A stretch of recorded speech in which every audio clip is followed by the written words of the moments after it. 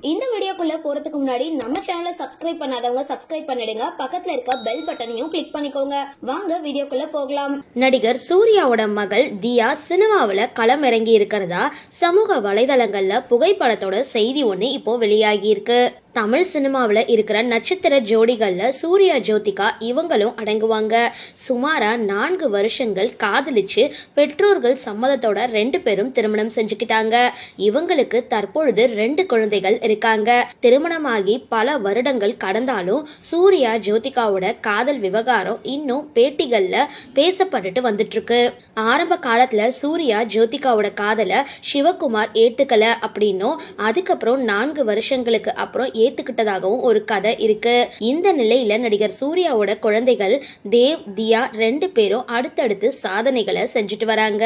அந்த வகையில சூர்யா ஜோதிகாவோட அன்பு மகள் தியா இயக்குனராக களமிறங்கி இருக்கிறதா பகிர்ந்திருக்காங்க. அதுல leading light the untold story of woman behind the scenes அப்படின்ற ஆவண படத்தை தான் தியா இயக்கி இருக்காங்க.